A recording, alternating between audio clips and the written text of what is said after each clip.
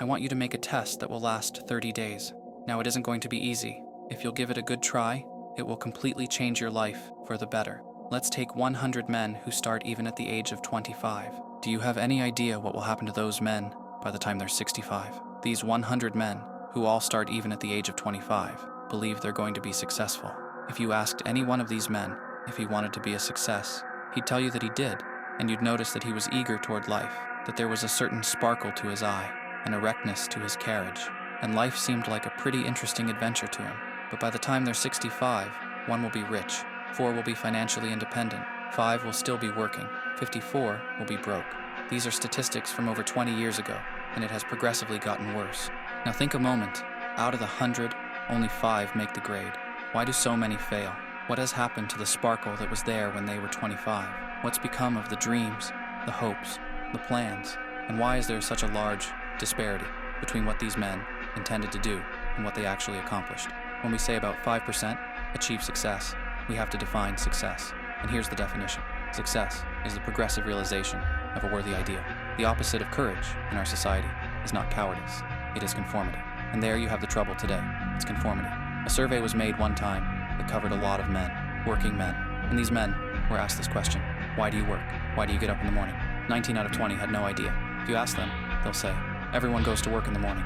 And that's the reason they do it, because everyone else is doing it. Now let's get back to our definition of success. Who succeeds? The only man who succeeds is the man who is progressively realizing a worthy ideal.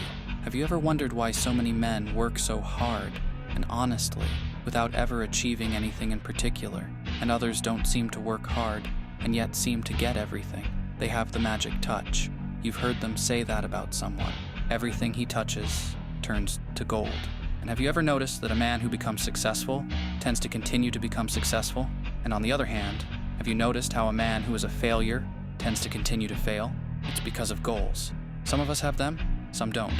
People with goals succeed because they know where they're going. Now think of a ship leaving a harbor, and think of it with the complete voyage mapped out and planned. The captain and crew know exactly where it's going and how long it will take. It has a definite goal. 9,999 times out of 10,000, it will get to where it started out to get. Let me tell you something which, if you really understand it, will alter your life immediately. If you understand completely what I'm going to tell you, from this moment on, your life will never be the same again. You'll suddenly find that good luck just seems to be attracted to you. The things you want just seem to fall in line. And from now on, you won't have the problems, the worries, the gnawing lump of anxiety that perhaps you've experienced before. Doubt, fear, well, they'll be things of the past. Here's the key to success and the key to failure. We become what we think about. Now let me say that again.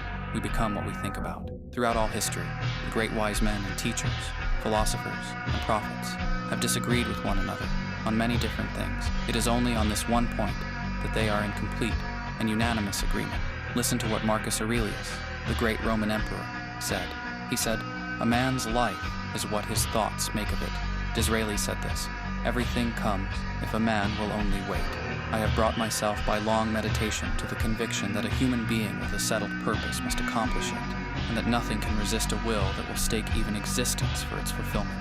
Ralph Waldo Emerson said this: "A man is what he thinks about all day long." You see, the human mind is the last great unexplored continent on the earth. It contains riches beyond our wildest dreams. It will return anything we want to plant. Now you might say, well, if that's true, why don't people use their minds more? Well, I think they figured out an answer to that, too.